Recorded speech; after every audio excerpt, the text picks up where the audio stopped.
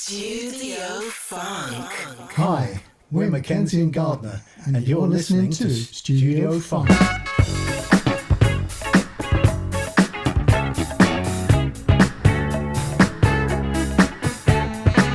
Welcome back to Studio Funk. Yes, we're back. The hiatus is over. And man, what a return this is going to be.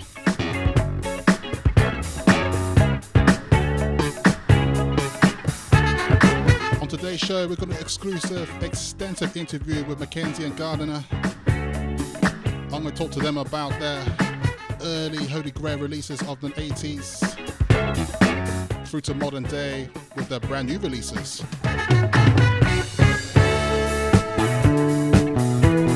We also go into much depth the history surrounding some of their great records, including From Time,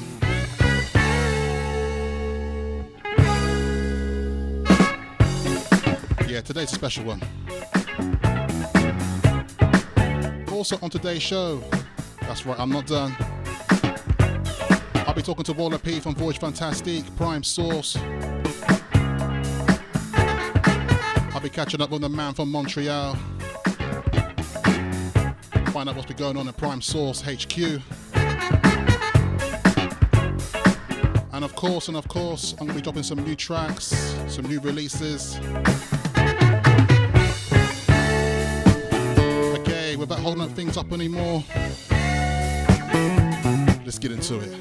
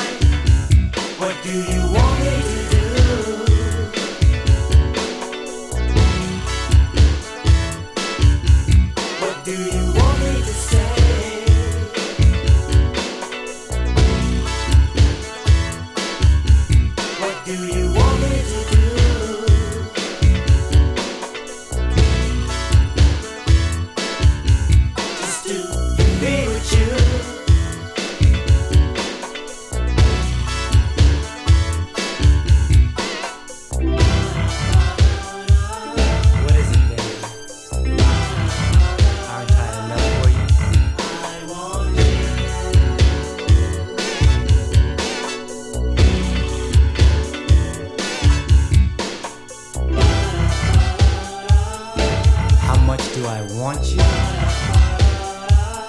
Totally. Totally too much, sweetie.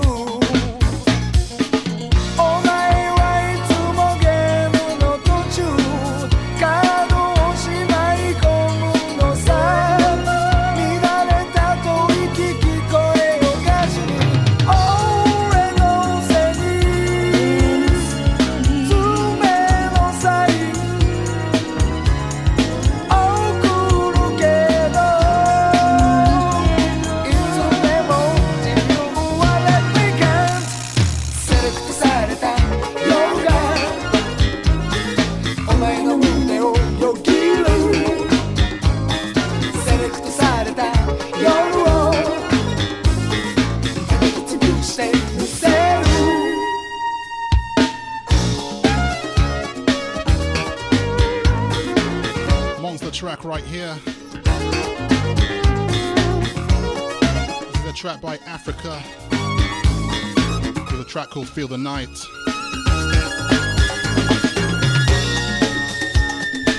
Massive reissue coming from Take a Condition. Big shout out to DJ Natoya. What's up, homie?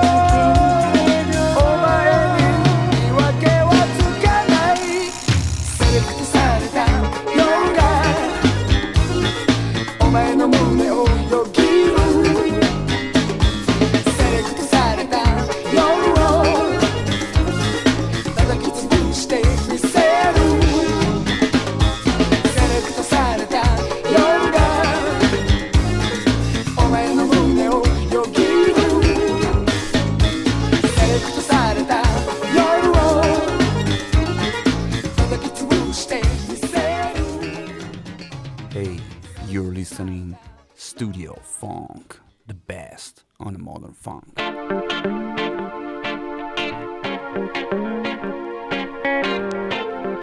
More new releases. Indeed.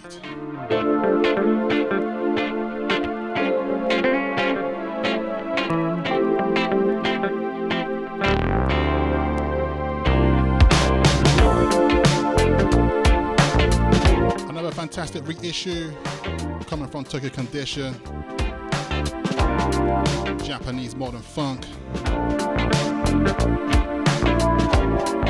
It's a fantastic track by Matsu Jun.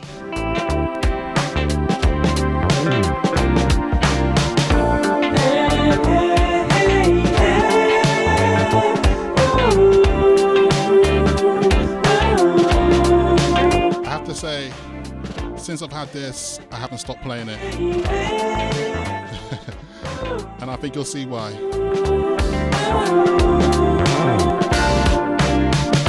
Hairstyle は口ほどに物を言うんだ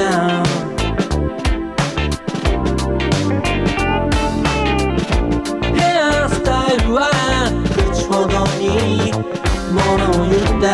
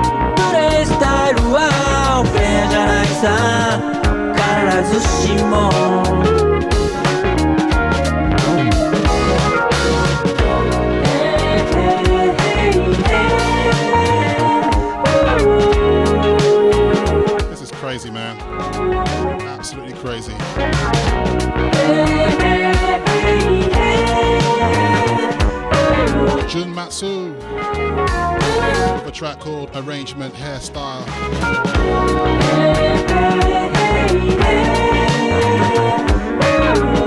Yeah, I'm gonna let this ride out.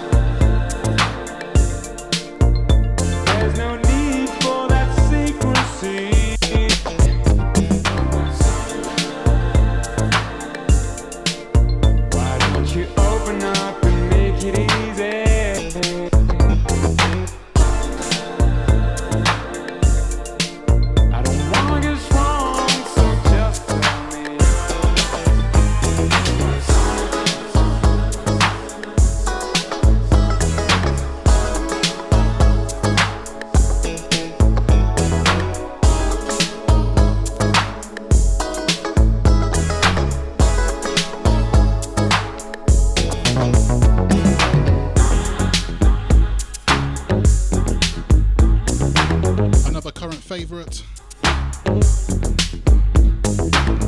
This is Morris Mobley with a track called What's On Your Mind. Coming from CQQL Records, formerly known as Hobo Camp.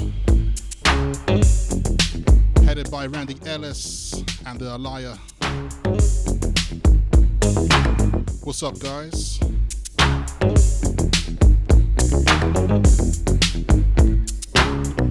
Big track, man, big track.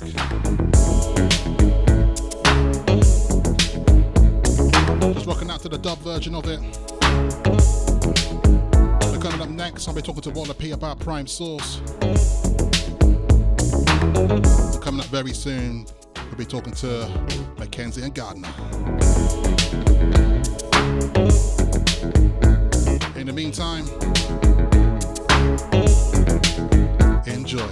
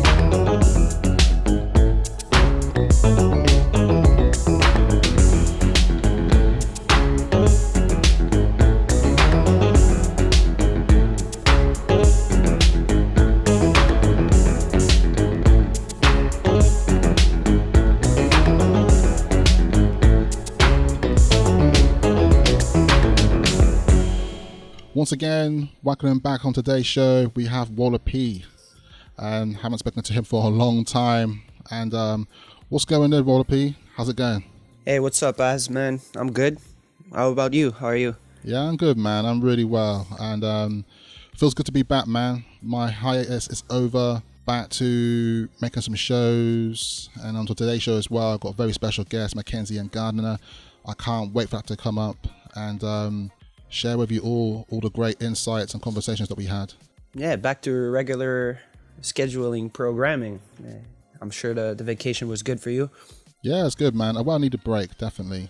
And I know for yourself, you haven't had a break. You've been working constantly whilst I've been off, and I know with Prime Source as well, it's been busy at HQ as normal. Yes, since last time we spoke, and we've been setting up the table for a while with our conversation that our first final release on Prime Source finally came out in August, the Hidden Groove, Heating Up, and Breaker's Groove 7-inch, and the response has been really amazing. We're down to less than 50 copies.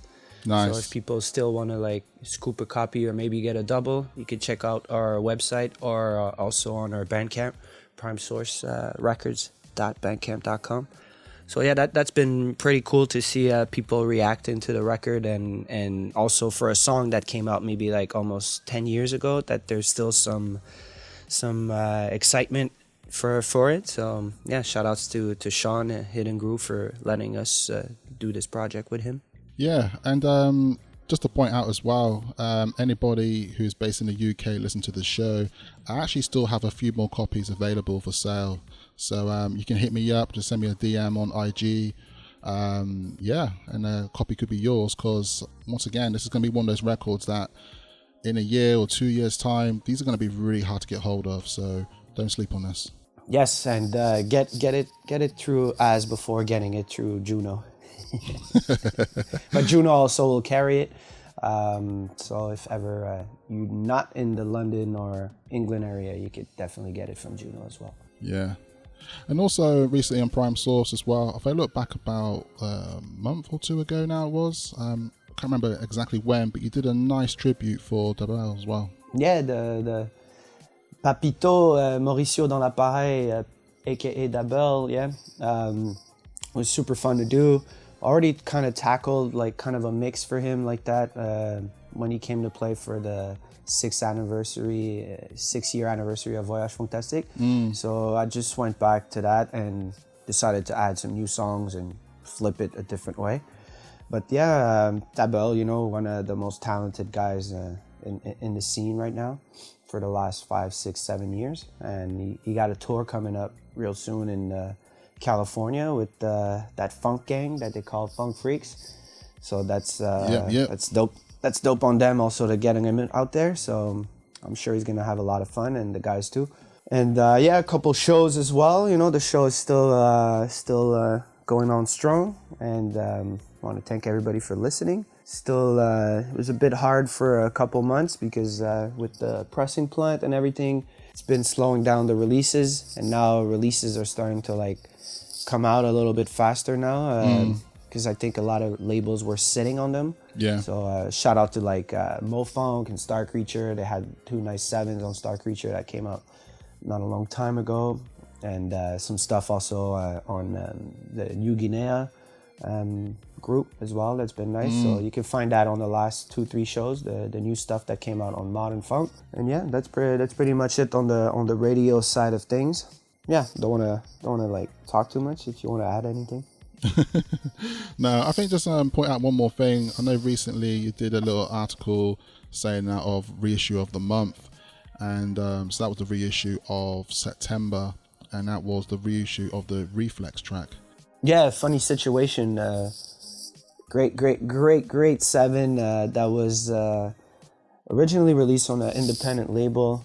I think it's called Star Records, and there was another song as well that was released on the same label with the same artist behind the whole thing. His name is David Humphrey. Shout outs to him for being very helpful also with his with the release of his 7 Reflex. And it just came out on Paint a Picture Records, a label based in London.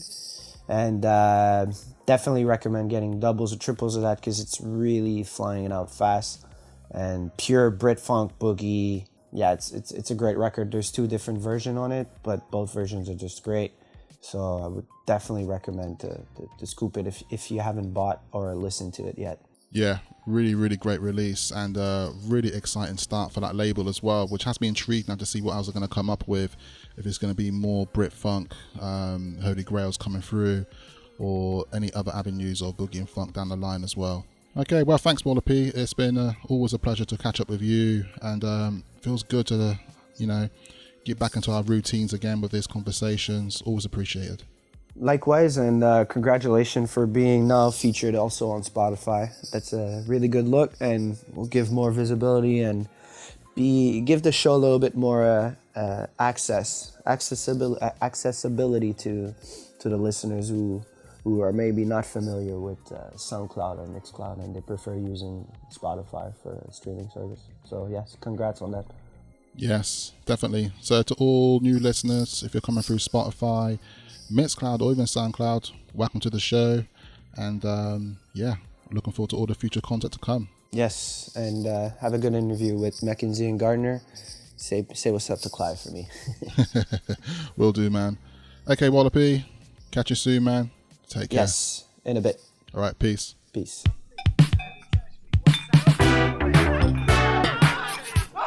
Right, time for the main event. We got to make it right. That's right. McKenzie and Gardiner.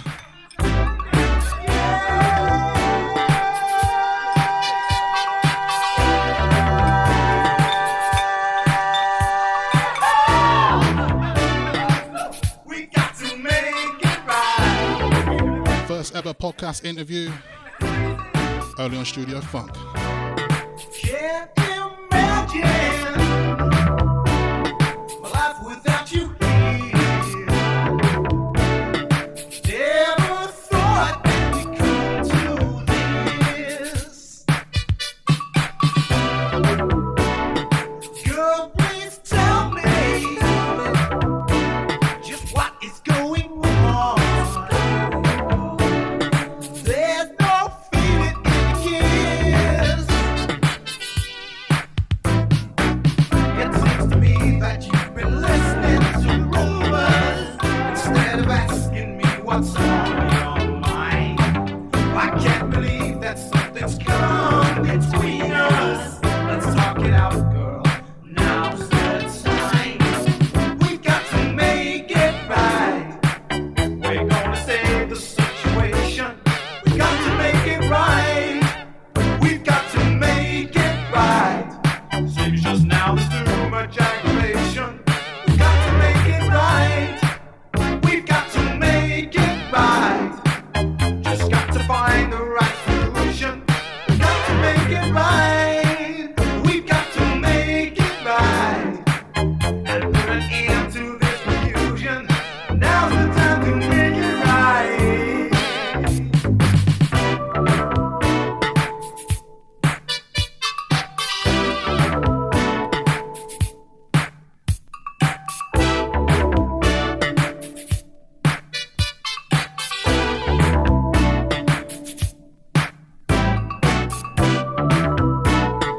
It's not easy.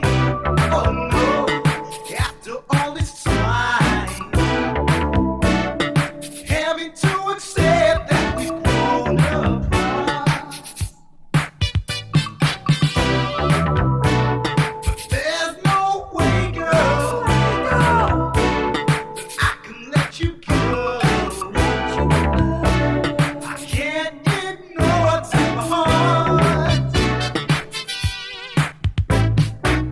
It's not as if we've got a mountain of problems. There are just a few things that we gotta decide. If we really want to, girl, I know we can solve them. Let's talk it out, girl. Now's the time.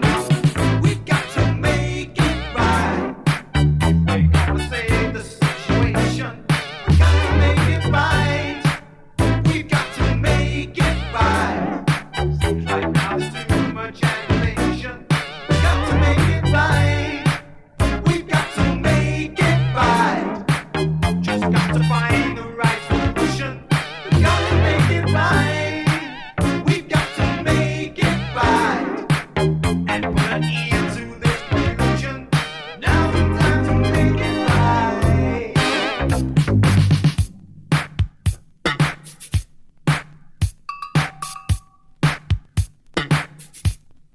On today's show, we have a very special guest. We have what I like to call a dynamic duo coming all the way. Actually, they're not coming all the way.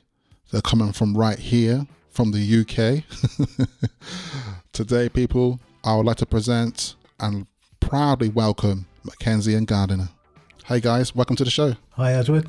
Hi, Aswad. It's great to meet you. Thank you. Good to be here. How you both doing? Very well, thanks, Aswad. It's it's great to have an opportunity to have a chat about our music and where we are, where we've been, and really good to meet you as well. Yeah, so have you been enjoying your summer?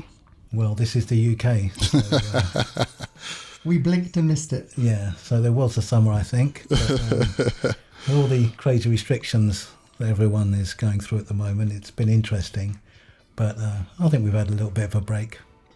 Yeah, I have to say it feels nice to talk and interview with someone who's actually coming from the same land as myself. So when we're talking about the weather here, you know, we're talking about the same weather. It's true, Aswad, but at least you live by the coast, right? So. That is true. I do live in Bournemouth, the sunny side, where, you know, we do get some good days around here. But when the wind blows pretty harsh around here too at the same time. We're up in the big smoke on the west side, so we're the West London massive. Indeed. Yeah, guys, welcome to the show. I'm so happy to have you both here. And on today's show, we got a lot to talk about. And I think I always like to talk about starting from the beginning here. I know with yourselves, there's a lot of history that goes into some of the, you know, your core first releases. But first of all, I'd like to know actually, like, how did you guys get to meet up? Well, I've known Clive since I was 4 years old. Wow. Yeah. So we go back. We really do go back. So Clive's been a constant in my life, basically forever. So we do go back a long way. I think we've done loads of sport together. We've played loads of football together at various levels. We went to the same schools. Both infant schools and senior schools and grammar schools and all that sort of stuff. Yep. So we've always been together. And to actually be sitting here so many years on having this conversation with Clive in front of me is slightly surreal. It's something that you know, I'm sure many people don't actually experience this. But we met when we were children. And I suppose the interesting thing is it wasn't just us. Obviously, we lived around the corner from each other, but Earl's a middle kid, I'm a middle kid, I'm a middle kid of 3 boys, Earl's a middle kid of two, he's got 2 sisters and 2 brothers. We all went to the same school, so McKenzie's and Gardiners have always been intertwined because there's only 5 years gap between all of those 8 kids. Wow. We always forget my 3rd sister though. So I'm not quite in the middle. Yeah, she always gets forgotten because she's the youngest. So, yeah. And I suppose the thing is we've always been in schools together. We've always been doing sports, talking music, socialising, hanging around, doing the same things. And I think that sort of closeness, that bond, is a lifelong thing, and we treasure it. Yeah. And I think we did really grow up together, not just obviously through our experiences at school and stuff, but, you know, all the clubs and all the music. It's just sort of weird. We sort of gravitated towards the same stuff. Mm-hmm. So our influences from our like early teens are pretty much the same, and our musical development and tastes just coincided. So we've been on the same path all that time. Wow, that's amazing. It truly sounds like, you know, you are brothers, you know, it sounds like to me. And it sounds like obviously a natural direction. And if you know, both growing up together so tightly, same interests and such, and it only makes sense that you both took that next step and journey of starting to record music together. I mean, Clive was the muso, really, because he's a pianist. And I'm pretty much self-taught and just grabbed hold of instruments and made noises, and over the years developed my skills. But you know, Clive had a very sort of solid musical grounding. Yeah, I think the combo, what's so good about it is that we complement each other and we blend and instinctively know what the other one is trying to do. So yeah. I think that comes through in the music a little bit. You know, it's authentic for us. We're trying to tell stories rather than just sort of party lyrics, let's say. So we're trying to have a blend of something that's happened to us. It's completely flexible the way that we worked together. So I could write a song on my own, Earl could write a song on his own, or any combination of sometimes doing built from the music or from the lyrics. We do production together, we do arrangement and separately. So You know, it's just a very natural thing where we want to express the combination, and that's something you can't really get anywhere else. Yeah, it's something that it's becoming like, unfortunately, I feel like sometimes with a lot of modern day artists, this kind of thing becomes more of a rarity. You know, there's something really special about people being able to make music that is generally like talking about or reflecting to like the real time. You know, it's not necessarily like you say, party lyrics or something quite far-fetched, even though sometimes we do like to enjoy that type of music. Absolutely. Yeah, because it's good to like escapism, let's say, and like, you know, you listen to something, you know there's going to be a bit outlandish, it's a bit out there, but you enjoy it for what it is though still. Absolutely. And because we were clubbing in our teens and working in DJs, and we would tend to do the music at people's parties and things, you know, that music is already there and it's brilliant and it's done by people much better than we could do it. So when we're playing our music, it's not aimed at any audience or any particular market. It was just two young guys making music together and learning as we go in the studio. Because as we'll talk about, the biggest challenge for people in that era was getting access to kit and to studios in the first place, because it was a very different world from what's at people's fingertips today. And that must have been a big factor. And I'm also trying to imagine, like, especially England, UK here, around that time of the early 80s, of like these studios being available. Obviously, the amount of studios must have been not as high as it is today, let's say, but like you said, the access to even to get into one was obviously a bit difficult around that time. Yeah, the challenge with demos is that labels wanted to hear something with polish, but you know, when you're a young kid, how do you get polish? And you know, Earl and I have always worked in various things, so since we were 9 and 10, we'd be doing paper rounds and shelf filling and petrol garage reception work and whatever it took, and we could just save. And you know, we did our first demo in 1980 when we were still a school band, a 7-piece called Class of 78, and we did 3 tracks, and it took us around about 18 months to save the money to pay for the 7-piece to go into the studio and record those tracks. And of course, we were babes in the wood. We didn't know anything really about equipment, and this was before sequencers and synthesizers were there. But when we listen to that stuff, of course, it sounds early and it sounds unfinished. But for us, that was mission achieved. And then the next mission was, okay, what do we do from there? And let's go on and plan the next one. And if it needs us to raise the money ourselves, then we would just go and do it.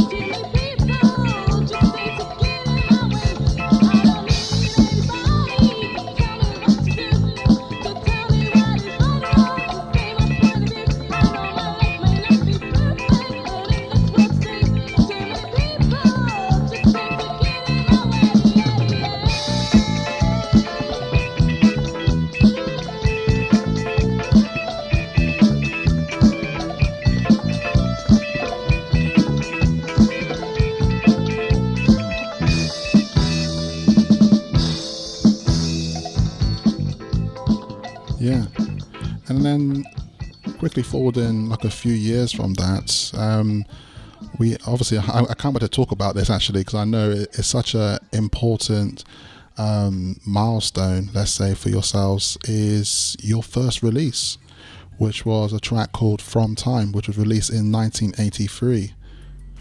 And I know there's probably a lot of things to talk about around this, but just to start from the beginning here, how did this come about? Okay, the single was released under Streetwave Records, but a sub-label of Streetwave Records called The Sound of London. It's the only release ever made on that label. And the track was made following a competition run between Streetwave Records and Blues and Soul magazine, which is a very popular magazine for people that love music. So Echoes and Blues and Soul were compulsory reading for us to keep in touch with everything that was going on in the music world that we liked. And we recorded some demos, so that the next demos that we did together, Earl and I tried to do as a two-piece with a guest bass player, a wonderful friend called Tony Small, who plays really brilliant bass. And we had those 4 tracks recorded. Those 4 tracks are on the Lost Demos album, and we entered those into the competition. And the short story is that we were given a free day in the studio. The free day in the studio, we recorded our version of From Time, which is now known as the groove version of From Time. Again, just the 2 of us with Tony Small playing bass. And Streetwave heard that and were impressed enough to make a single deal, as long as they got to re-record it with a producer of their choice, which was Joe Williams, which we were delighted about because he had just done 2 magnificent singles with Savannah. Yes. Just to rewind there to mention of Tony Small, an excellent bass player. And he was, I think we met him through playing football, to be honest. He was another local West London lad. Yeah, he was from Acton and we were Southall boys. But he did have a hit himself, which was quite similar at the time. And that's a forgotten gem. I think it was called Take Your Time. Take Your Time by Roy Hamilton. You might want to look that one up at some point, Aswad. Yeah. It was quite kicking at the time. But I think with From Time, the day in the studio where we did the groove version, we were very pleased with it. It was rushed because we only had a day, and all our old influences, we tried to cram it into this one demo. So you can hear, bits of Slave in there, you can hear bits of Kashif in there, and all sorts of stuff going on. And there was a song out by Kashmir called Do It Any Way You Wanna. And so in our heads, we were aiming for some sort of mixture of all of that stuff. Of course, it doesn't sound like that to anyone listening, but those are the kinds of things that we were listening to, that we're trying to emulate in our own way. I think it was great that Joe Williams got hold of it and did his work on the production, and he brought in a few guys to on the session to play various parts to supplement Clive's keyboard work, because Clive played most of the keys on that. But I do believe, I think Peter Hines from Stepper Hines from Light of the World, he was like royalty to us, and he came in and played a little bit of the synth bass, and JJ Bell on guitar. The bass was played by a guy called John McKenzie, who's not a relative of ours, but is a phenomenally successful musician who went to play with real world stars. And so, we're just in the candy store by this time. We're just and the vocalist, the girl vocalist on the single version, was uncredited, but actually is Jackie Graham, who went on to have several hits and built a pop audience on EMI. And this was done just at the time she was signing to EMI, and she couldn't get a credit on the record. But we were just surrounded by people with finesse and learning and eager to pick up everything that we could. And the single was recorded a couple of days at Streetwave in West Acton, and then 2 or 3 days in Odyssey Studio in the centre of town, and Marvin Gaye had been in there, so we were, we were in rapture. Wow. Just really trying to take in, 2 kids from Southall. To have a single out in our name was unbelievable. We thought that's it, right? That's the pinnacle. That must have been mind blowing. Like, could I imagine? Even it's mind blowing for myself, and I'm not in that situation around that time, but just having that opportunity, and then before you know it, you're like rubbing shoulders with all these people, and not just that, but some of these people actually get to work on the track, and before your eyes, it's this collaboration piece, and it turns out to be like a unique piece of history now. Like, you're always gonna have those fond memories and such, but it also now, even for myself now, reflecting, like, knowing that all this behind this release, it adds a lot more, let's say, significance to this first release for yourselves as well. Yeah, and I think probably we didn't totally appreciate that until we heard about the longevity of the track many years later, because there weren't many copies released, but we did get a promotion schedule, and Earl and I were lucky enough to go around promoting this, including Capital Radio had a Friday night thing at the Lyceum called The Best Disco in Town.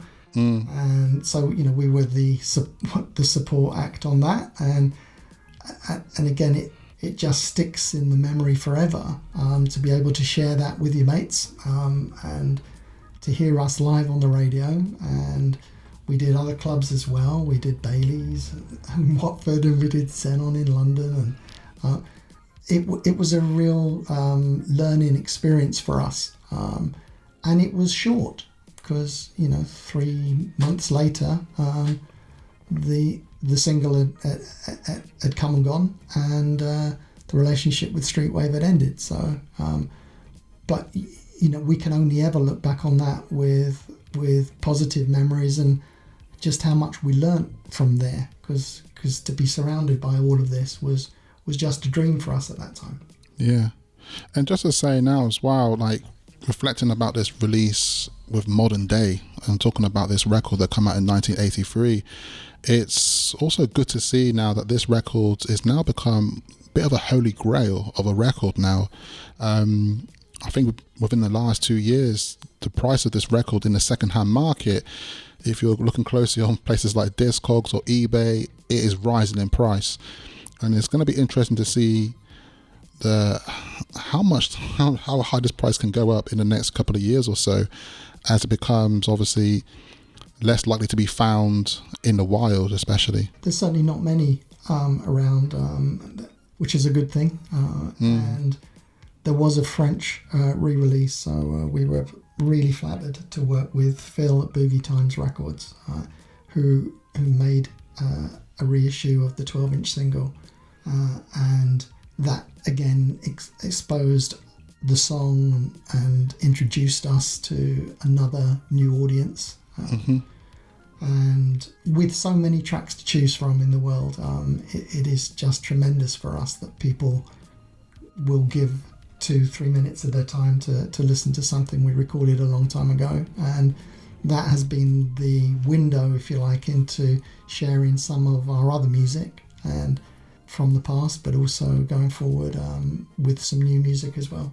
I think it's just it's really humbling to realise that there are a group of people, however niche it might be, who are really enjoying, and particularly really enjoy that track that we released in 1983.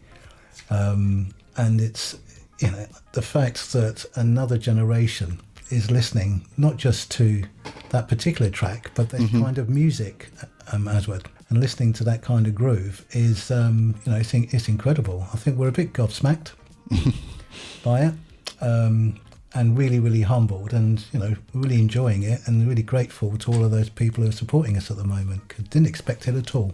Yeah, and the appreciation of that is obviously going quite far, because going through to modern day as well, which we'll talk about a bit later, is you've got some releases coming up as well. And I think that shows important of like how much the community and the culture is showing that appreciation, and you know, open arms is like looking forward and welcoming you back to releasing some more music. And also I do feel humble as well that even to be in this position at the moment to have you featured on the show and to talk about this and to have this wonderful insight, because I feel like this history here is, you know, it's so great to capture, and I think it's also gonna be quite meaningful to a lot of people who are similar to myself, who are supporting this music and essentially giving this music now a second or third or fourth or whatever chance it is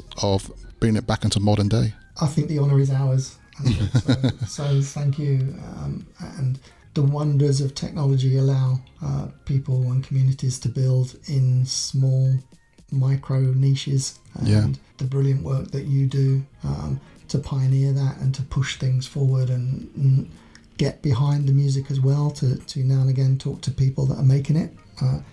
It is just again, it's authentic and it's real, and people engage with your social, the output that you make, the mixes that you do, because it comes from the heart.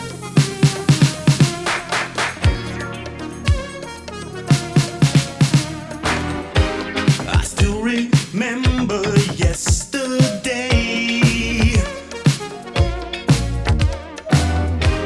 when I couldn't find the words to say. I knew how much I loved you, but I was shy and only young.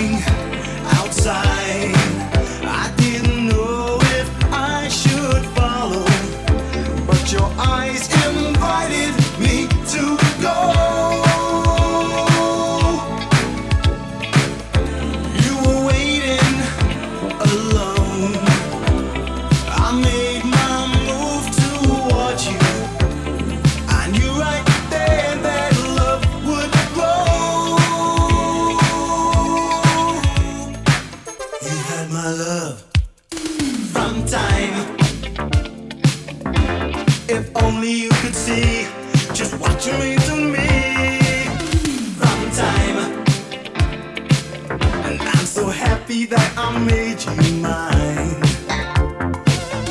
From time, if only you could see just what you do to me, ooh, girl. From time, and I'm so happy that I made you mine. The years have gone, but nothing's changed. You and I, we're still the same. This love that you're giving, that's what I'm living for. We've got to stay together, ooh, in love forevermore. Girl, you take me so high.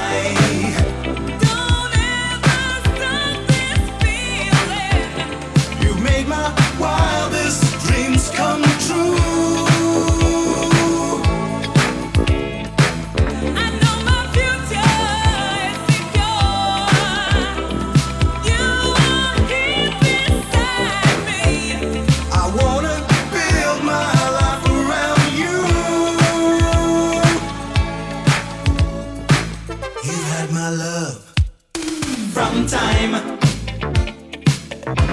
if only you could see just what you mean to me. From time, and I'm so happy that I made you mine. From time, if only you could see just what you do to me, ooh, girl. From time, and I'm so happy that I made you mine. From time, you've had my love from time, girl, I've loved you.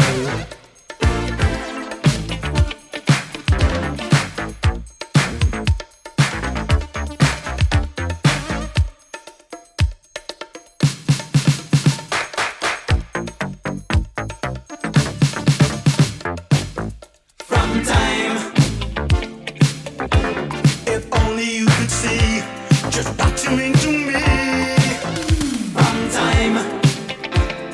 And I'm so happy that I made you mine. Crime time.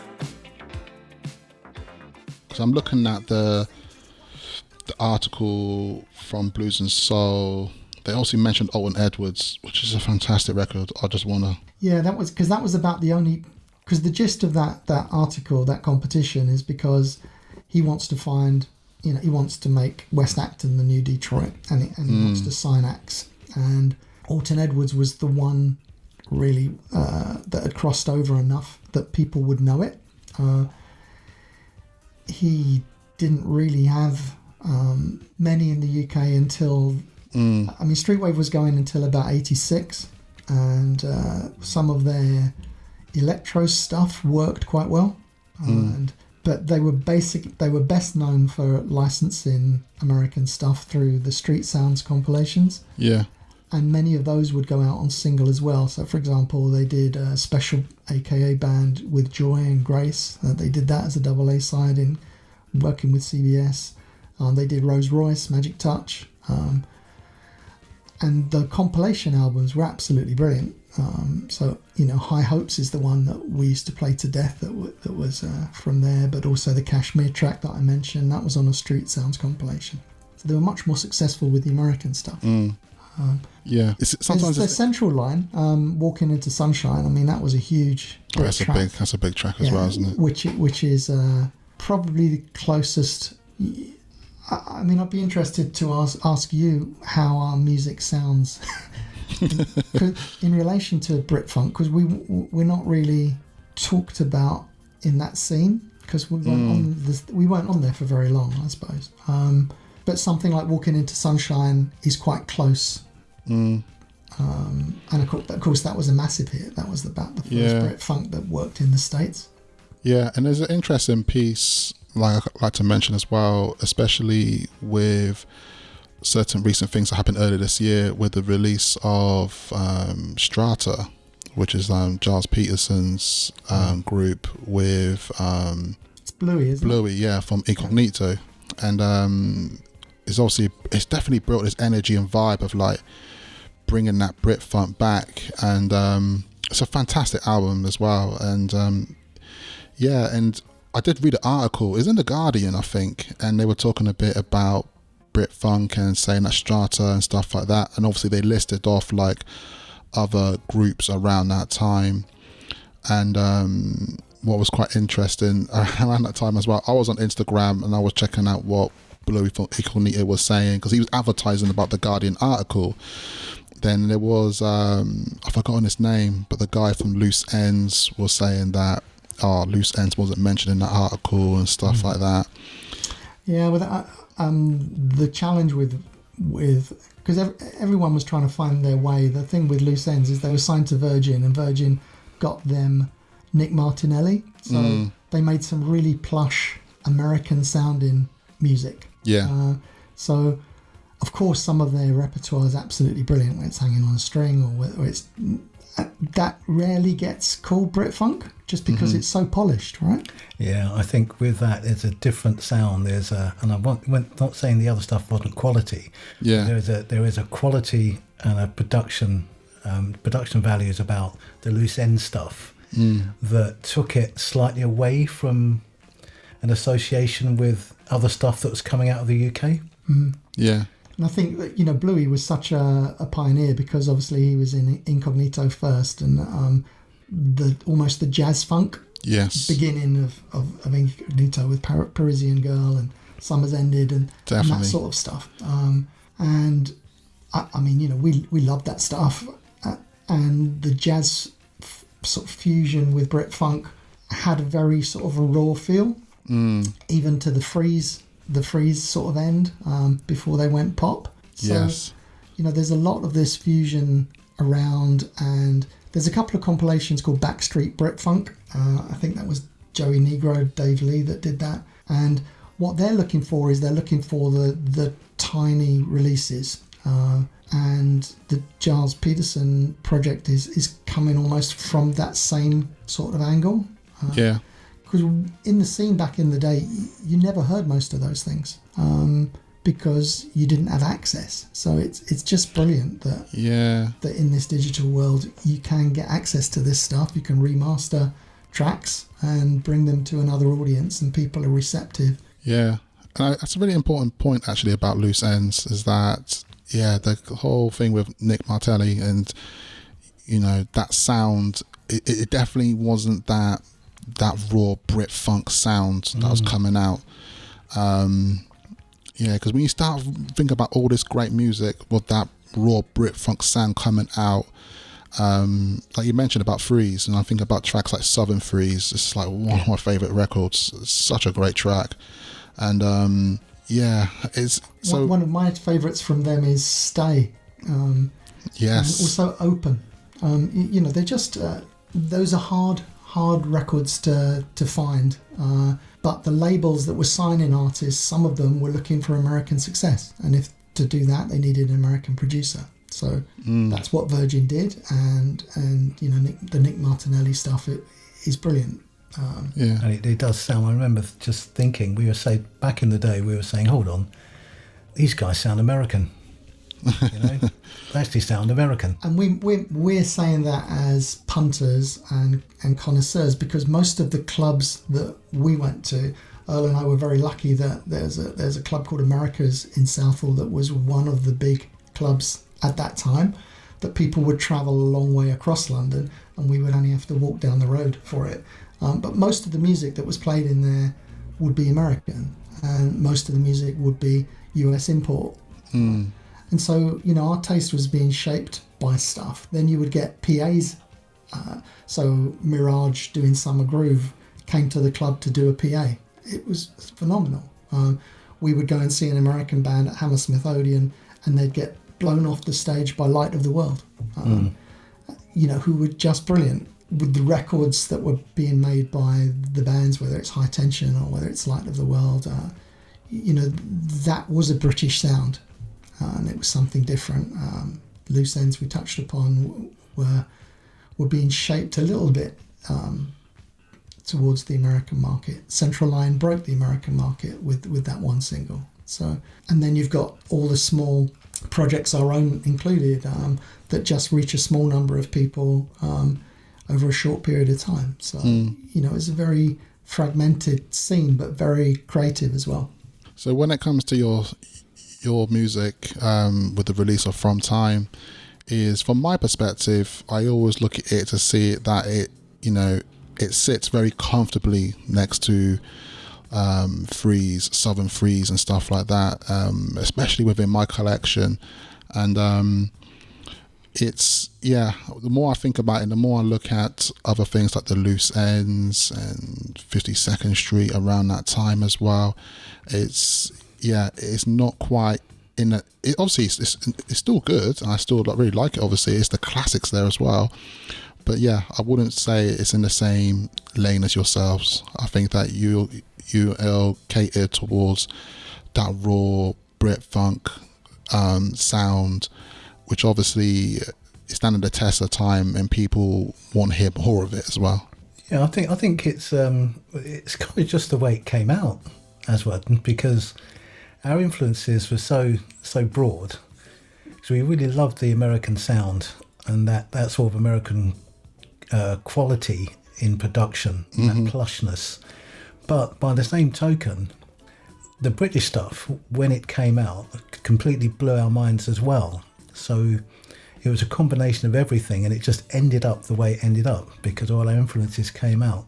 And I think back to Light of the World, these were London lads, and we were London lads, and it was just fantastic to hear the grooves they were coming out with. I remember us seeing them at probably the Hammersmith Palais, and they just blew us away with their version of the Players Association's I Like It. Yeah, and they did Cosmic Lust as well. Cosmic Lust by who did Cosmic Lust? That was Mass Production. Yeah, those two. They were massive horn-based tunes, but to hear that blazing out from these Londoners, it was just so inspiring.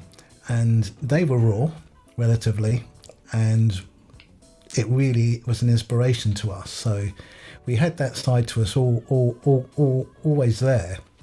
whilst leaning towards that plush American produced layered studio-based stuff.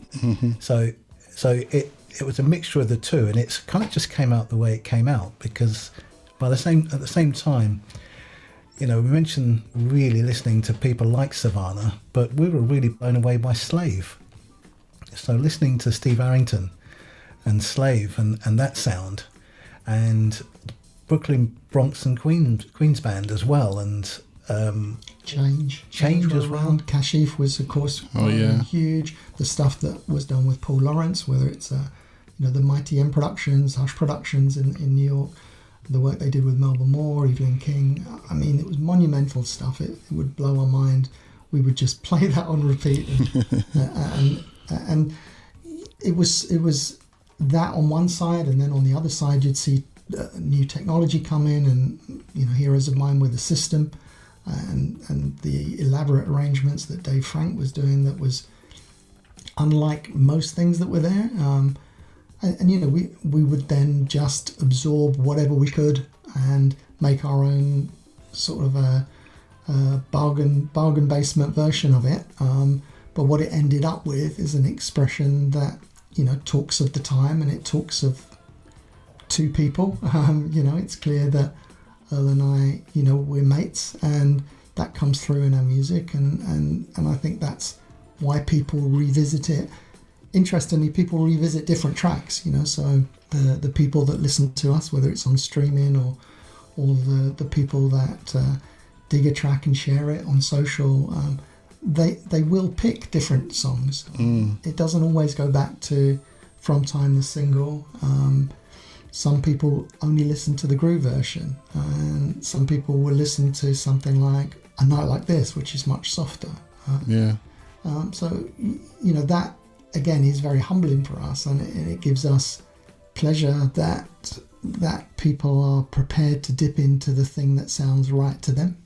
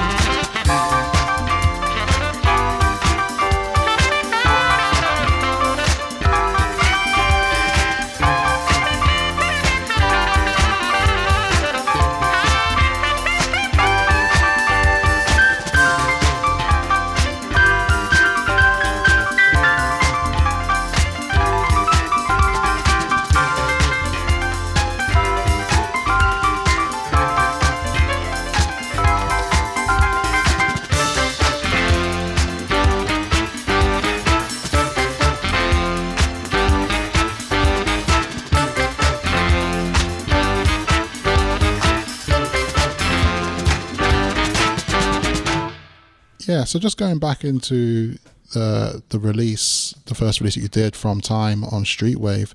Obviously, you mentioned before as well that was the only release on that label. And just to give a bit of background then, because obviously later down the line, you were able to release some demos. And was the demos from around that time? Yeah, in fact, almost all of the Lost Demos album was recorded in 1983. So there were 4 tracks that we recorded in April of 1983 that's on the Lost Demos album. Then we did From Time Groove version, that then became the single. And then Streetwave gave us some access to their studio to record some more demos with the intent of assessing them to see whether there was anything else that they would be interested in making a follow-up single. For whatever reason, they decided that The Sound of London was a one-off as a label, and we had a 1 single deal with options for the label to choose a second and a third single if they heard anything in the demos that they liked. Now, from our point of view, it was a wonderful deal because it gave us opportunity to go into the studio and just cut songs that we had as ideas. Again, because of technology being what it is, you couldn't prepare those tracks in advance like you can in a studio these days with all the technology at fingertips. So a lot of the stuff you couldn't really work out until you were there at the time. And we had drum machines, so the drums could be programmed in, but aside from that, everything was played manually, so we weren't using sequences. And obviously we had access to some kit and a mixing board and a junior engineer, and we were given carte blanche to just use some spare time in between other competition winners and things like that. And we recorded 5 or 6 tracks, mainly 1 day a track, sometimes much quicker than that. So I think a night like this was just 2 hours, just putting the basics down for us to take the demo away and then think about, well, how do we go back and build that properly? We had a conversation with Streetwave and they said, well, look, these tracks are not the direction that we think we would like our artist to go. And we said, okay, fair enough, because to us, it didn't matter because we had the chance to explore and try those things without having to wait 18 months to save up the money to go and do it ourselves.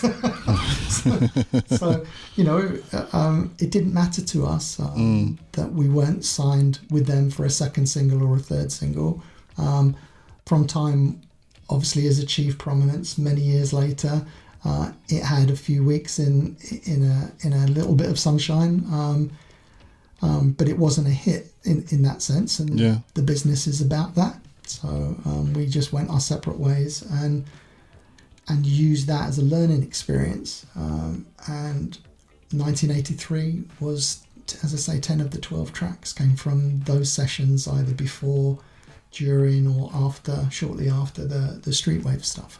It's quite interesting because our motivation was to make music. It wasn't really to have hits or to be stars. It was actually to make music, and we were just using all our influences to create stuff and create these vibes that we really liked. And it's great that people liked them. Obviously, we created music for other people to listen to, but we weren't really focused on signing a big deal with anybody. We were focused on learning what we were doing and experiencing and creating stuff that made us feel good.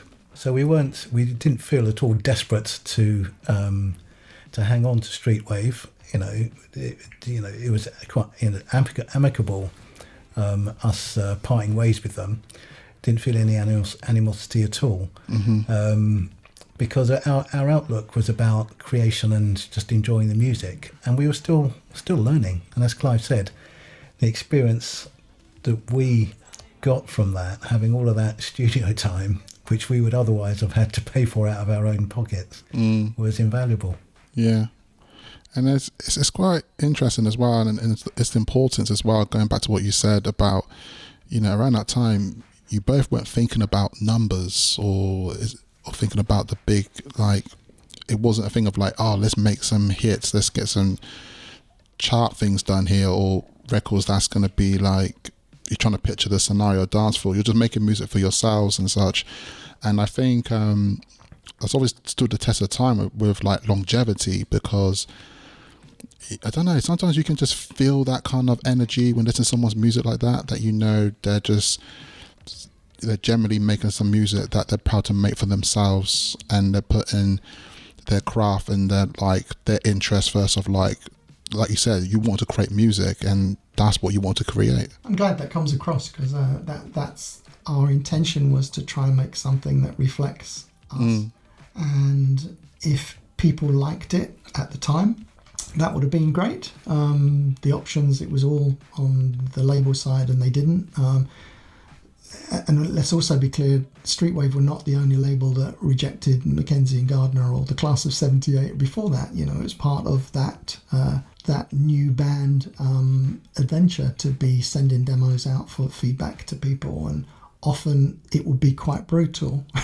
And that's the same experience for us or millions of other aspiring new artists. You know, the bottom funnel of the business can be very tough and sometimes quite curt. But we didn't care about that, because we would just shake hands and say, well, what's to lose here? We got 6 or 7 songs recorded that we wouldn't have done either any other way. We've learned a tremendous amount, and there are some things that we really like about what we've done. There's some things that we would do slightly different next time. And the fact that people couldn't listen to it didn't really matter, because we had our treasures. And I've kept those tapes, you know, and they've travelled with me wherever I've gone since. Yeah. Thank you so much for that.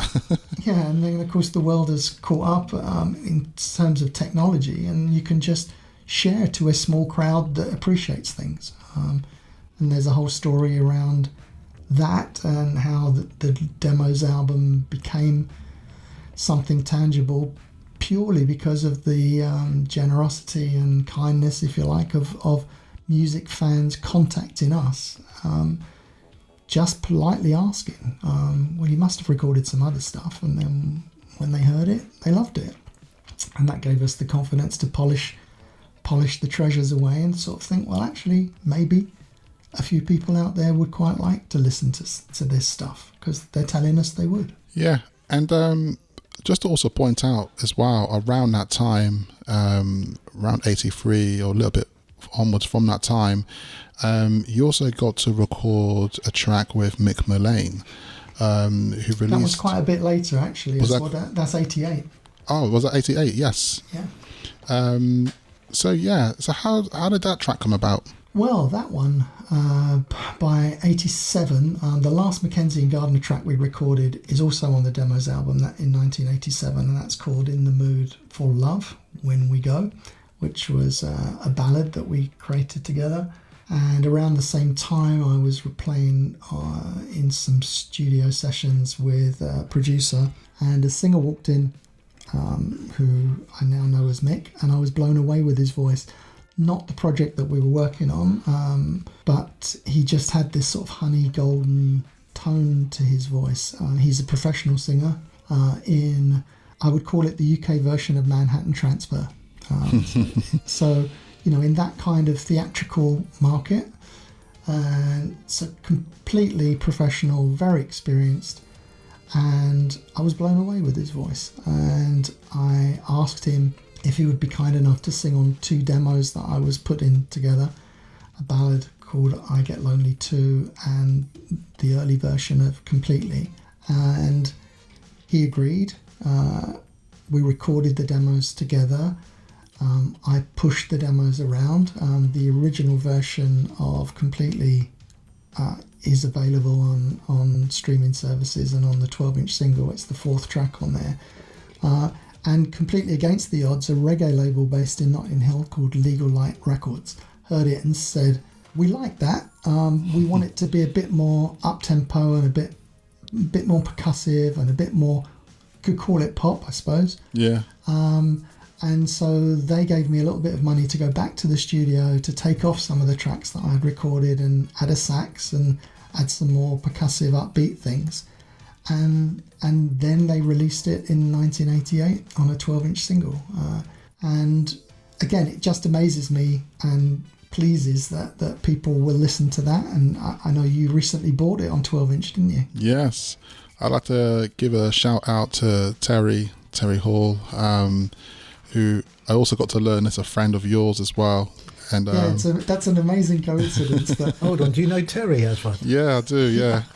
He just bought from Terry. Oh, just bought from Terry. So, right, okay. So to complete the circle, Alban on the Boogie 80 channel did a Crate Diggers episode featuring Completely was one of 5 tracks that were there. And a few people then rushed out to buy it. Aswad was one of them and went onto Discogs and just happened to buy from Terry, who's also known as Old Jazzer, as a record dealer. And he's also been a schoolmate from time. So, you know, we're the 3 Caballeros from many, many years ago. It's a funny thing because I was aware of the record before, and it was obviously something that I must have had in my want list for a while, and I was thinking, yeah, I will, like I said to myself, it's one of those things where I will bump into it, it will come round kind of thing. And after Alban's Crate Diggers video, I was like, okay, now's the time. I got to pick this up before, because I know the impact of that video, the Crate Diggers video. So obviously a lot of record collectors like myself are watching that video, or a lot of like fans, you know, we're all part of the community there watching that video. And I must have hit up Discogs quite quickly after watching that, and then ordered a copy. And it turned out to be, Terry, a good friend of yours. And that's great, actually. And I realised that he knows obviously quite a few people as well, that a few people that's obviously in around my way as well.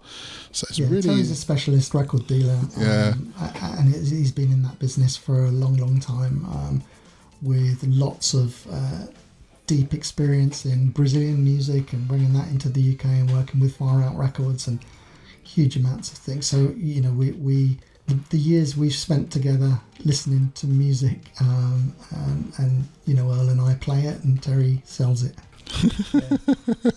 It's a West London hotbed. Terry is cut from the same cloth. And if we go back far enough, we were in West Side Story together, and Earl, Terry and I, and also in that West Side Story cast was Shelley, who sang Hold On Tight. Oh, wow.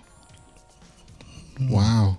While I'm name dropping, also in that cast playing Tony was a guy called Trevor George, who is the lead in the Black Family in Coronation Street. Random facts. Yeah. Wow, everybody. That's Southall for you. That's Southall. Trevor's a really talented guy. I'm sure the listeners right now are taking notes of all these like these random facts and storing them in their minds. It may be useful one day. Yeah, but once again, big shout out to Terry. He's the man. That's all I've got to say. He's the man.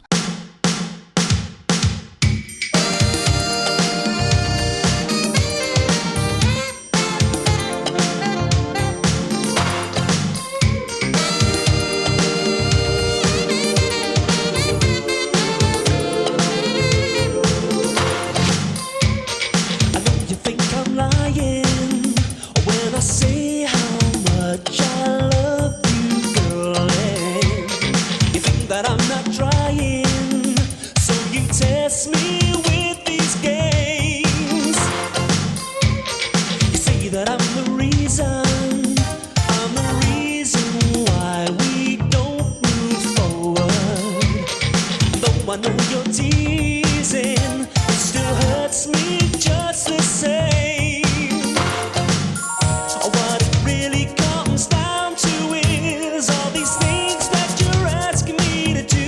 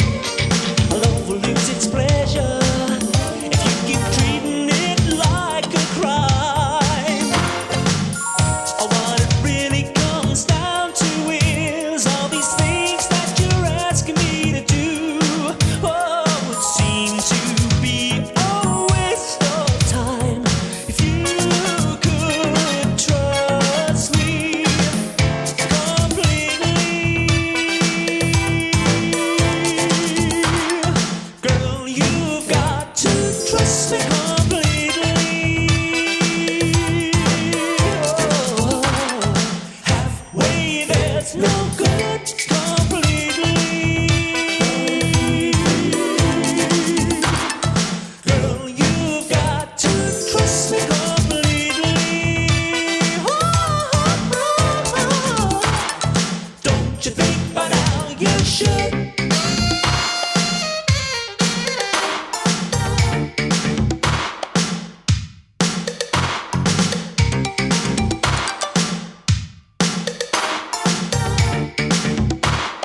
Don't you think by now that you should trust me?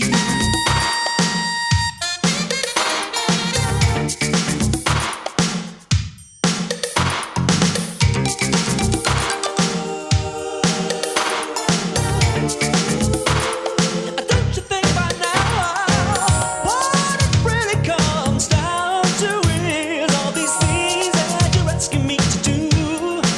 Oh, it seemed to be a waste of time if you could trust me completely. Girl, you've got to trust me completely.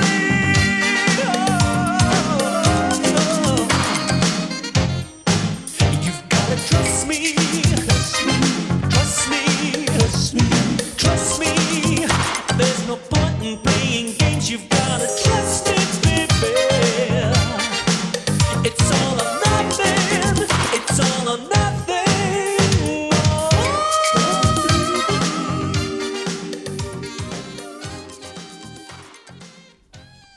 Yeah, so coming back into modern day, not too far long ago, well, quite a few years back now, you were able to release the lost demos.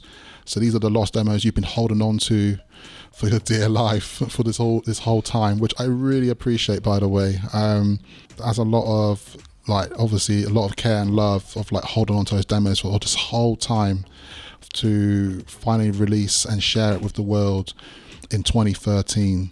And I imagine that's also a special time for yourselves to finally let these demos, you know, be released in modern day and share it amongst enthusiasts like myself, and really appreciate it.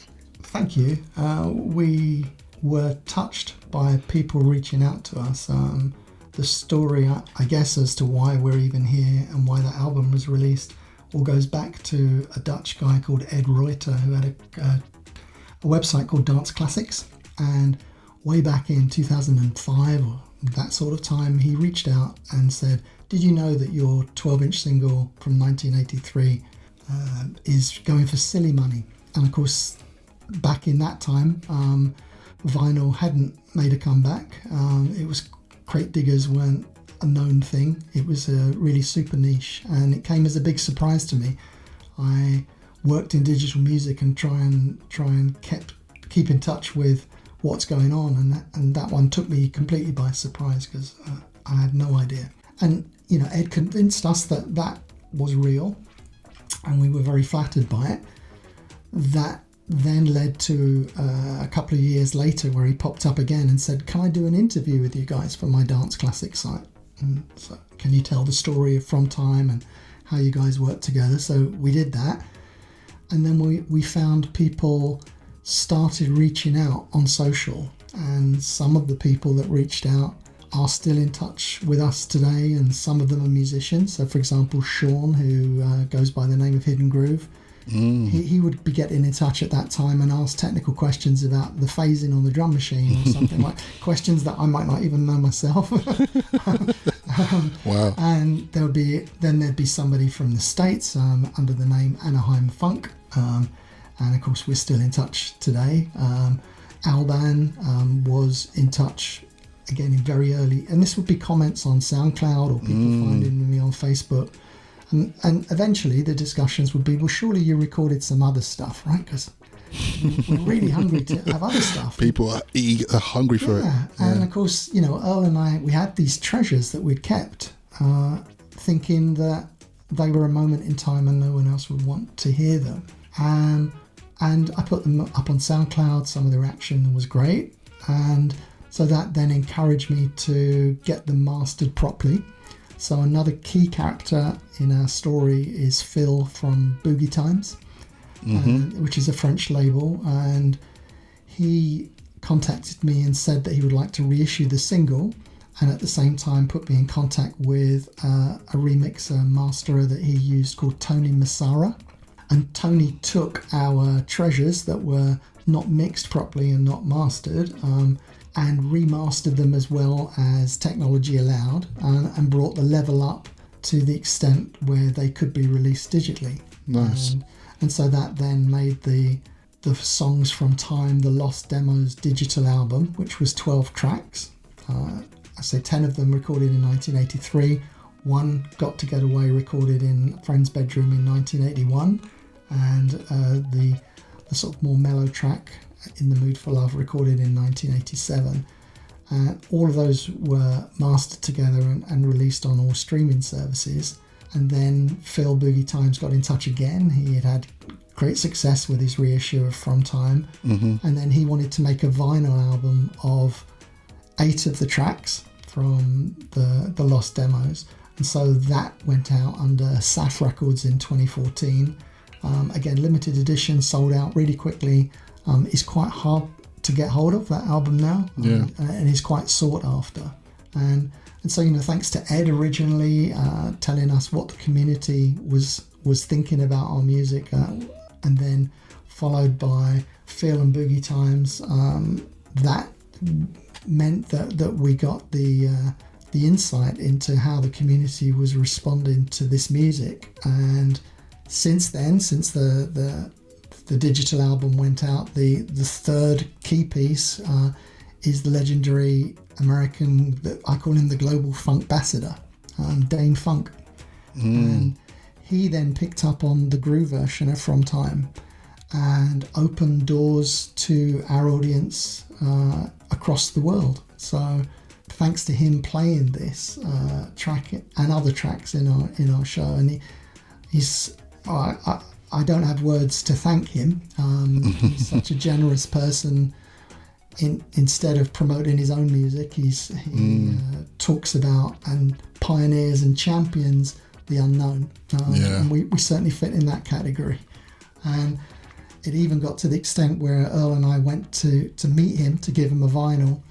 He was playing at the Jazz Cafe, and we met him, and he dropped our track in the night.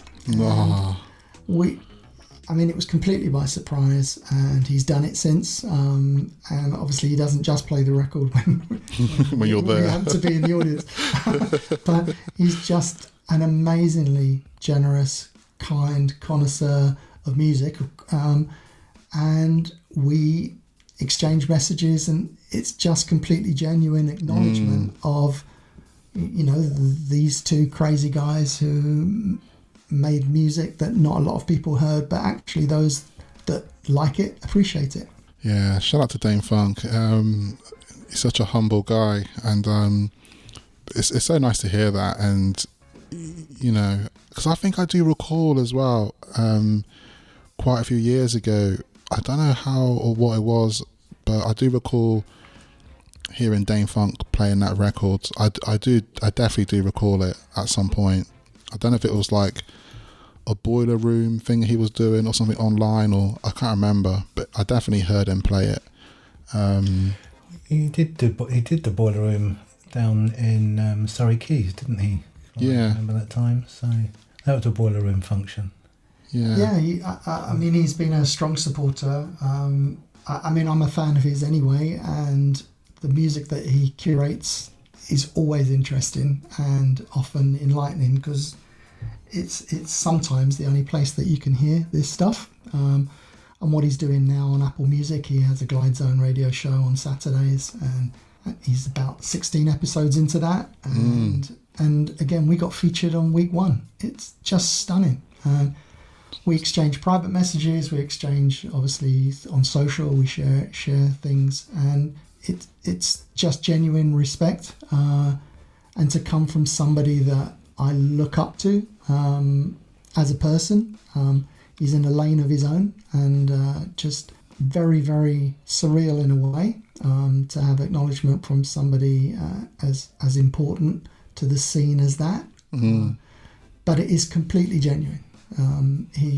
There's no incentive or benefit for him at all, other than it's just sharing music that people like. And when I've been at Hydra, at the Print Factory, or I've seen Jazz Cafe and people singing along with groove version of From Time, it's absolutely incredible. It's one of life's highlights, and it's all because of the champion of this incredible guy. Yeah, big shout out to Dame Funk.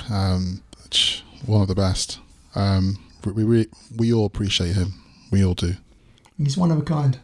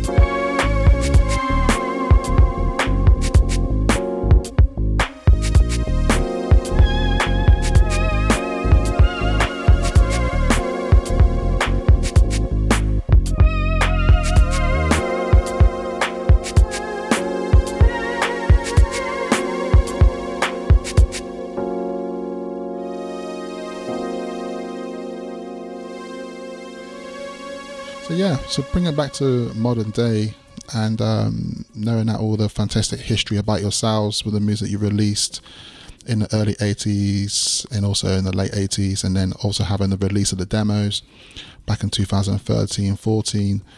I'm proud to say now as well that we got some exciting releases coming from yourselves coming out later on this year.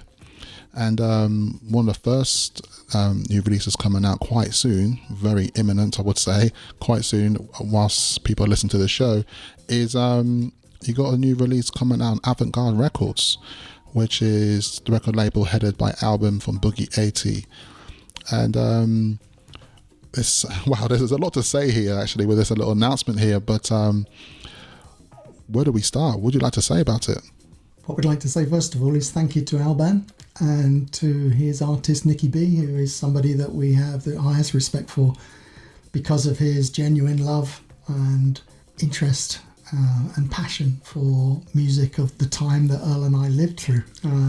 And these guys do everything to the highest quality they can, and when they have reached out to us, it's been completely genuine. And from time as a piece of music meant a lot to them when they were growing up as Boogie fans, and we found a way to collaborate together on a 7-inch that will be coming very soon.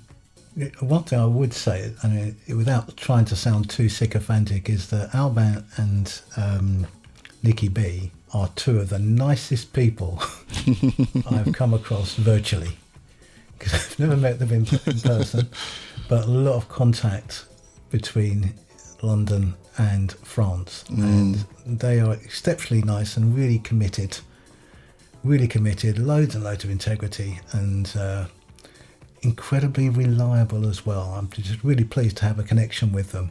It's been a great opportunity that they've provided for us as well, and artistically Nicky's kind of on the money when it comes to that 80s boogie and understanding it. Yeah, and it's when I heard about this news about yourselves working with Alban and Nicky B, it's like a perfect match made in heaven, I would say. So like you said, with Nicky B's love and direction and his production as well, having that good ear for that sound and being able to play extremely well and to authentically create that sound, it's a really exciting time to hear that the collaboration of working together here. So there's actually a 7-inch release here. What you've got is going to be, it's also a double-sided release. So on the first side, you've got the track Hold Tight, which also was released on the demos. But what you got here is, from what I understand, it's actually a reworked version of this track. Is that correct? Yeah, it's a brand new recording, started from scratch. So we call it Hold On Tight, the OG Redux. And you can guess who the OGs are in that particular description. And what we wanted to do, working with Alban, was take one of the songs that people know from us, but from back in the day, 1983, and let's get the gang back together and do it properly by today's standards. So Earl and I have both used lockdown to improve our skills, if you like, in music making again. And I've got a loft, he's got a shed. You know, we make our musical ventures often. and we thought, wouldn't it be brilliant if we could get Shelley involved as well? I mentioned earlier, Shelley went to school with us. She's a couple of years younger than us, but was always very involved in the musical activities and theatre activities within the school.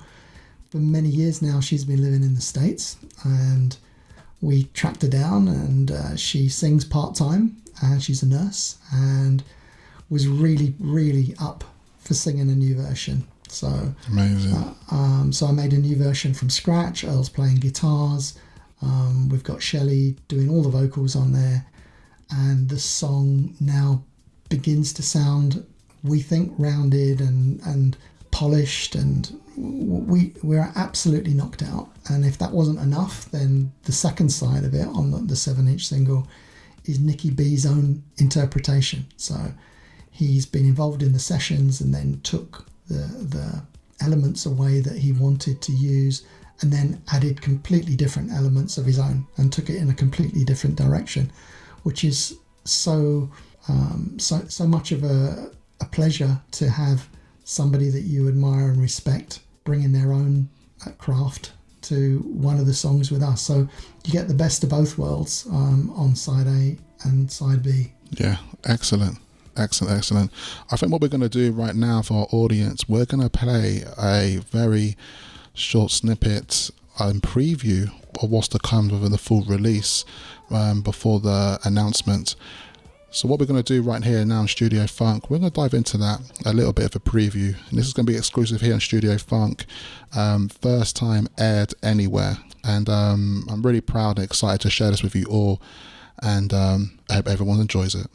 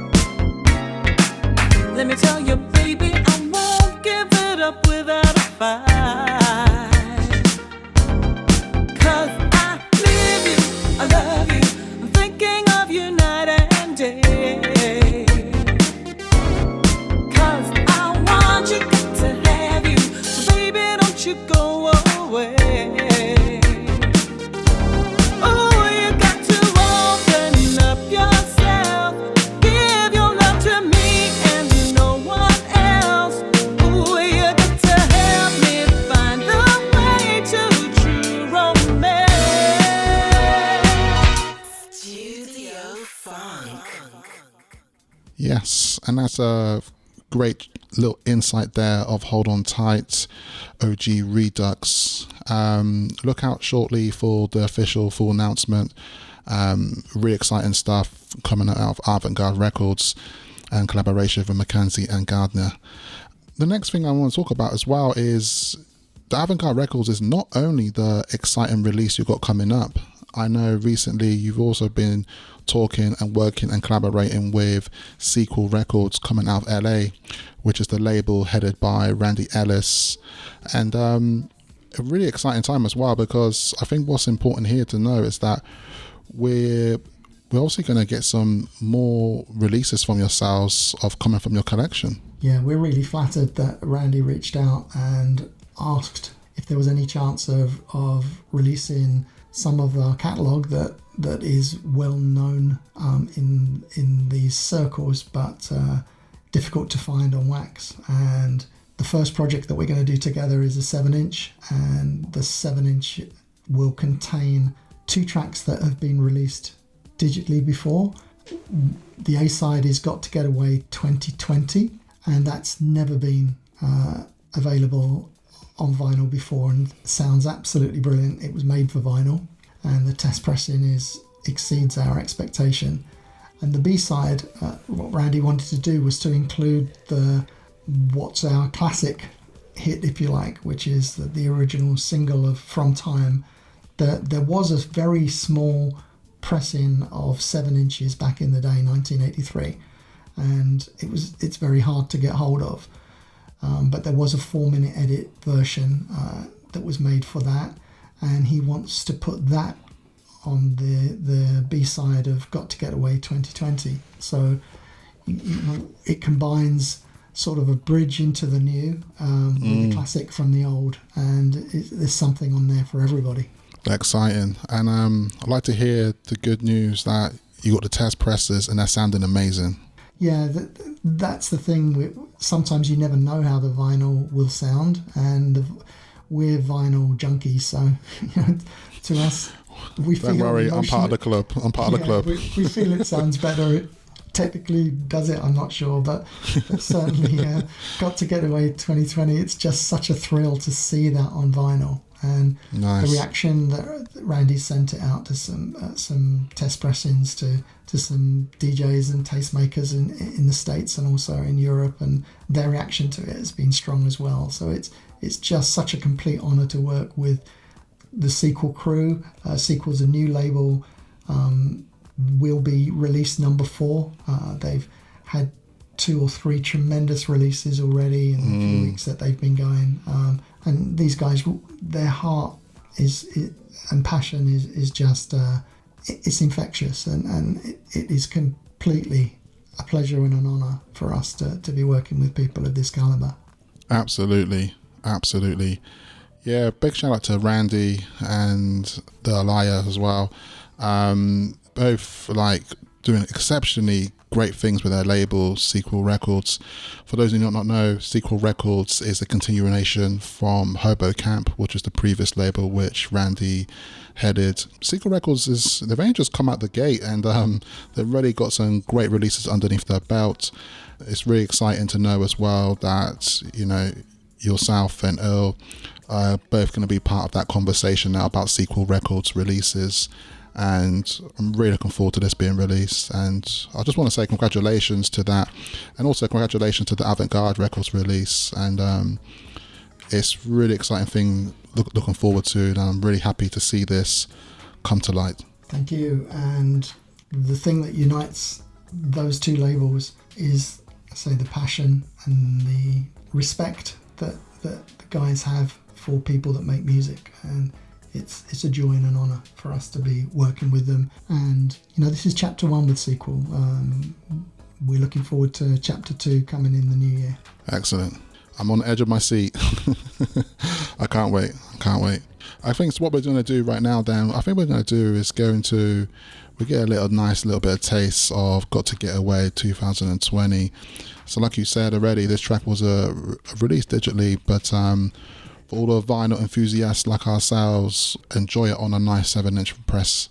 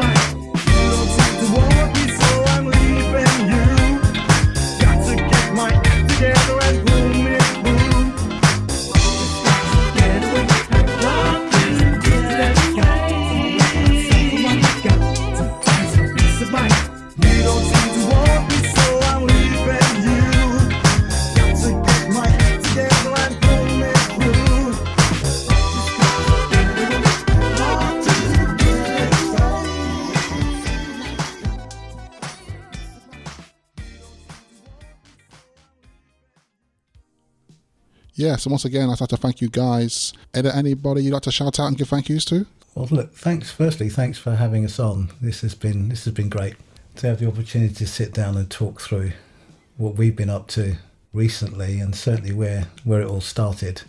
It does actually jog the memory a bit, and it sounds very, very surreal. Considering I've known Clive since I was 4 years old, it's just bizarre. But we're here anyway.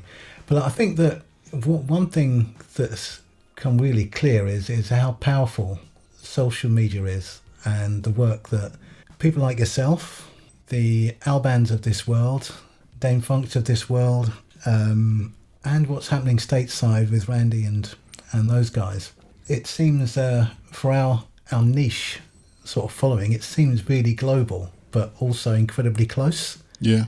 So it's a really tight-knit group of people listening to and appreciating these sounds. And there's one person I haven't mentioned as yet this evening is Kashif Krosh over in with the Sounds of Music record store in France. He's been really supportive since the From Time single sort of was relaunched back on the scene. He's been a constant.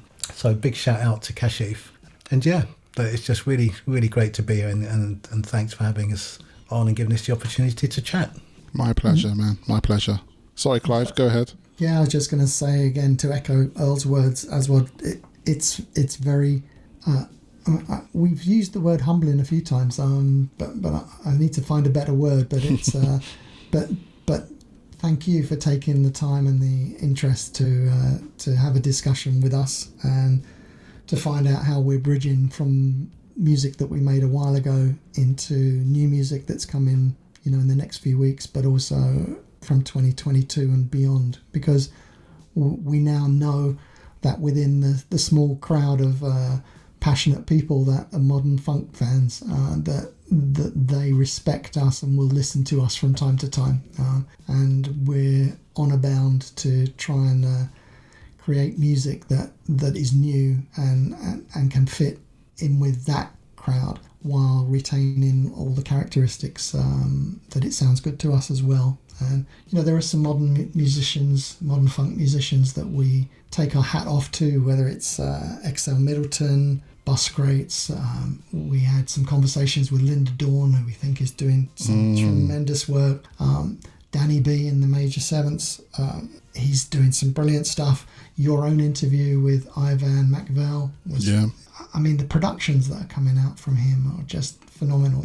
So there's some brilliant work, and the great thing about social media and streaming to some extent is that music is available to people, whether it's on a music service or whether it's on YouTube or whether it's on email databases or whether it's on SoundCloud or the 40 Minutes of Funk.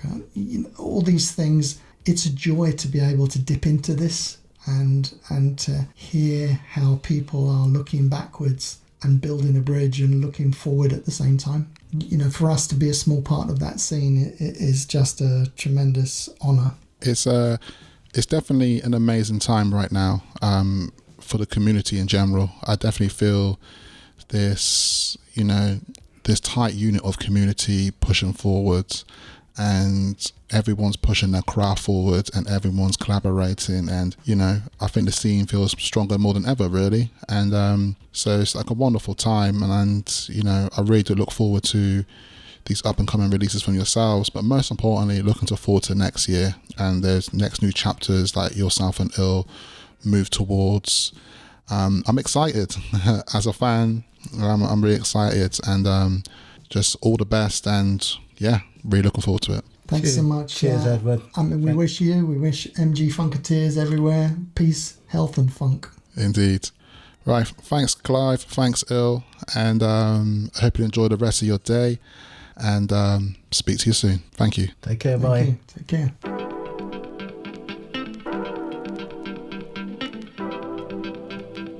Wow, what an interview. Once again, big shout out to Earl, big shout out to Clive. Such an honour to talk to you both. As myself and my good friend Walla P would say, another one for the books.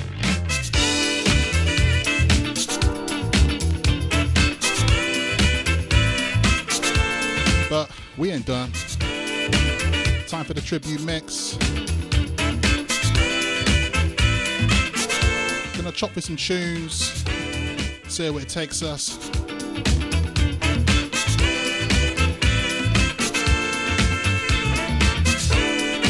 Once again, big shout out to McKenzie and Gardiner. This is for you guys. We're rising, sun, we're rising. We're rising, sun, we're rising. We're rising, sun, we're rising. We're rising, sun.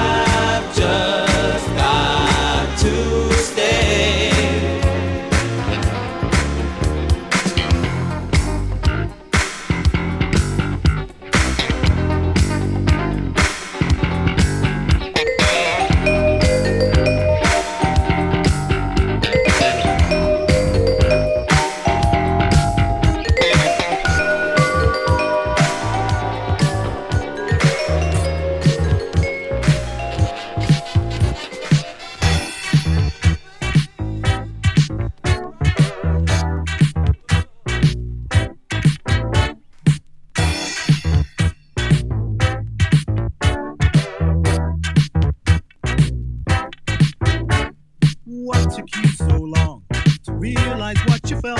It's been 2 years since I noticed you.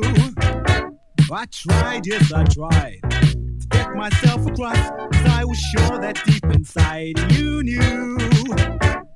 What were you thinking? What was on your mind? What was going through your head? We got the same way of living, the same sense of time. I think that it's about time I said, when you've got the feeling, then you know the meaning of love. Get right on into action. You know there's no reaction but love. When you've got the feeling, then you know the meaning of love. Get right on into action. You know there's no reaction but love.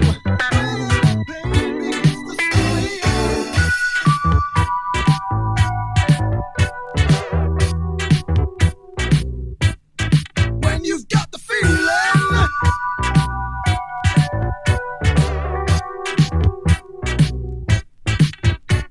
I knew it had to happen. It was written in the stars. Maybe it was meant to be. It was predicted, but it took a long, long time for you to open up your eyes and see. What were you thinking? What was on your mind? What was going through your head? We got the same way of living, same sense of time. I think that it's about time I said, when you've got the feeling, then you know the meaning of love. Get right on into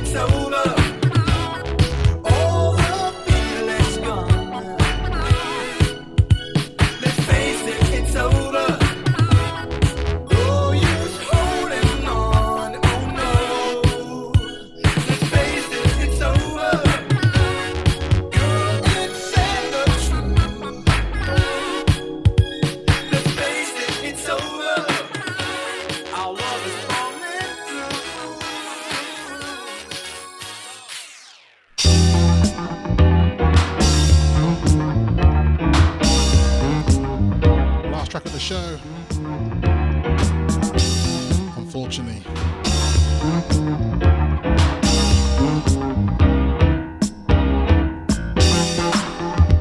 And of course, ending the show in good fashion and good taste.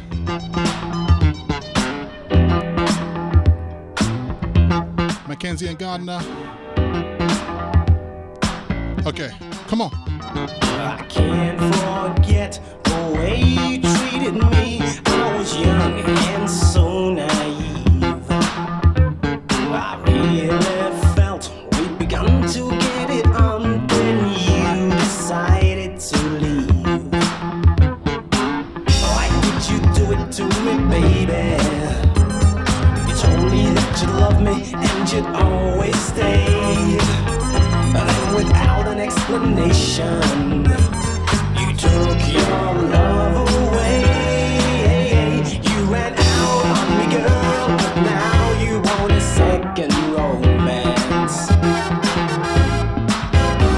You treated me like dirt, but now you want another chance. You've no conception of how much damage was done. Your only concern is looking at the number one.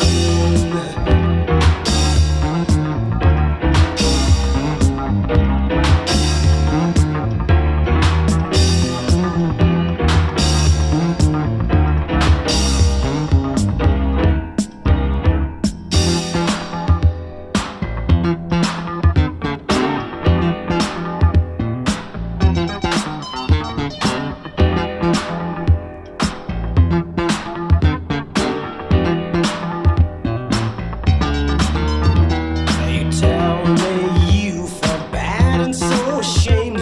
You know that you were wrong.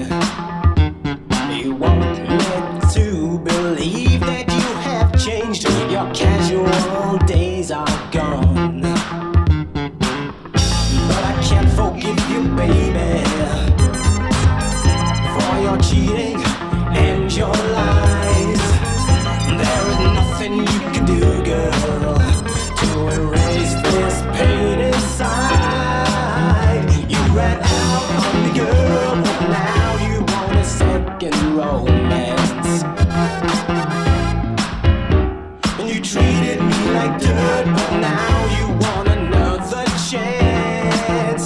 Oh no, you no conception of how much damage was done. Your only concern is looking at the number one.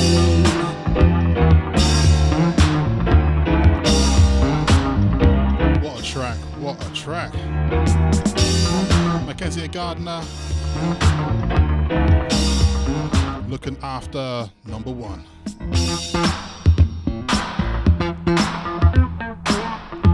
Shout out to all listeners of Studio Funk. A show isn't a show without its audience.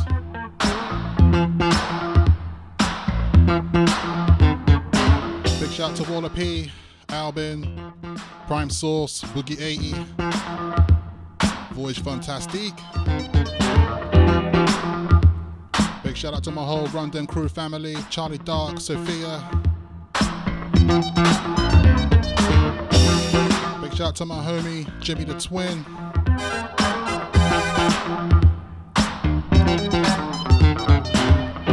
Once again, big shout out to Randy Ellis, The Alaya, CQQL Records.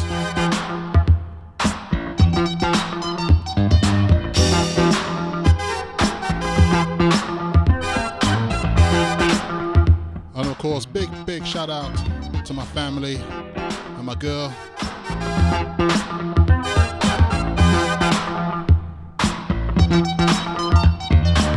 Why did you do it to me, baby? You told me that you loved me and you'd always stay. But then without an explanation, you took your love away. You ran out on me, girl, but now you want a second romance. back next month You want another chance? with more treats to share. Oh 2021 ain't over yet. no, no conception of how much damage was done. Welcome all new listeners to Studio Funk. Your only concern. Also a big shout out to all the faithful ones as well. We're gonna let this ride out.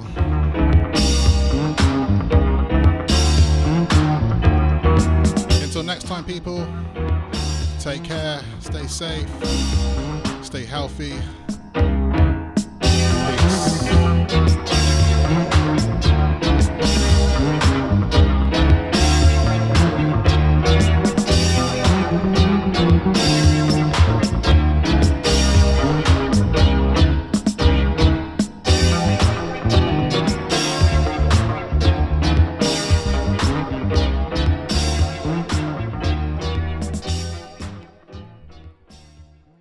Studio Funk.